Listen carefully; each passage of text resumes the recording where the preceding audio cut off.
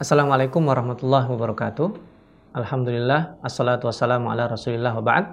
Kita akan membicarakan tentang salah satu syiar di awal bulan Dzulhijjah, yaitu di tanggal 10 bulan Dzulhijjah, yaitu terkait dengan salat Idul Adha. Terutama sesuai dengan tentunya panduan tarjih di Persyarikatan Muhammadiyah. Salat Idul Adha ini syiar yang disunnahkan, hukumnya sunnah muakkad, dan dianjurkan oleh Rasulullah SAW untuk melibatkan semua umat Islam, yang tua, yang muda, yang sakit, yang sehat, yang besar, yang kecil, semuanya disuruh untuk keluar meramaikan dengan syiar ini. Sunnahnya, salat Idul Adha dilakukan di lapangan, kecuali ketika hari sedang hujan, karena kita bisa melihat salah satu riwayat dari hadis Abi Hurairah, di sini dari riwayat Abu Dawud, Ibnu Majah dan Hakim. An Abi Hurairah radhiyallahu anhu annahu asabahum matarun fi yaumi 'idin fa shalla bihimun nabi sallallahu alaihi wasallam salatal 'id fil masjid. Nah, ketika pada saat itu terjadi hujan, maka Rasulullah sallallahu alaihi wasallam bersama para sahabatnya salat di dalam masjid. Sekalipun demikian, ketika tidak ada hujan, ada salat Id dilaksanakan di dalam masjid, tidak ada masalah, tidak membatalkan, tetapi lebih utama dilakukan di lapangan.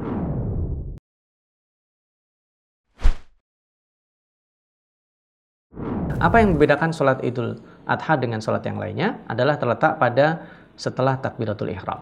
Nah, jadi sholat ini dimulai dengan takbiratul ihram tanpa didahului dengan adzan dan iqamah. Jadi imam takbiratul ihram yang diikuti oleh makmum, setelah itu membaca atau mengumandangkan 7 kali takbir di rakaat yang pertama. Tidak ada tuntunan khusus apa yang dibaca di antara 2 takbir. Jika mau bertasbih silahkan berzikir, karena itu jaraknya tidak terlalu panjang. Setelah imam menyelesaikan takbir yang ke-7, imam membaca suratul Fatihah secara lengkap, dan kemudian setelah makmum mengucapkan amin, imam disunahkan membaca surah Al-A'la, Sabbihis, atau surat Qaf.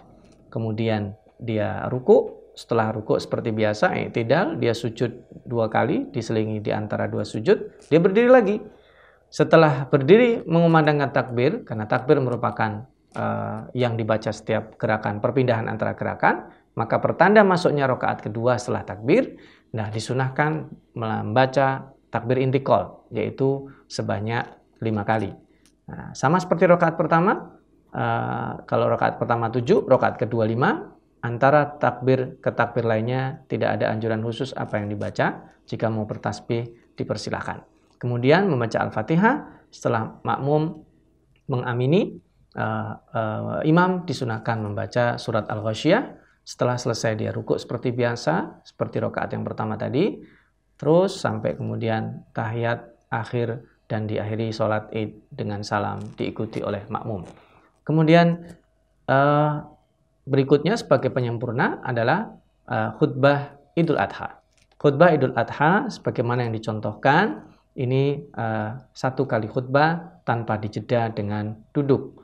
Adapun yang perlu dibaca di dalam khutbah ini dimulai dengan tahmid, memuji Allah Subhanahu wa taala, bersolawat kepada Rasulullah sallallahu alaihi wasallam, dan bersyahadat, kemudian menganjurkan untuk bertakwa dan bersedekah, serta mendoakan kepada umat Islam, meminta ampunan kepada Allah Subhanahu wa taala.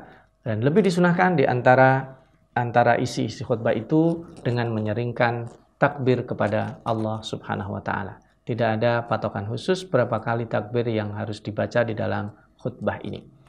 Nah, setelah berakhirnya khutbah, maka berlahirlah rangkaian syiar salat Idul Adha di tanggal 10 bulan Dzulhijjah. Itu saja. Nasrun minallah wa fathun qarib wa basyiril mu'minin. Mudah-mudahan bermanfaat. Wassalamualaikum warahmatullahi wabarakatuh.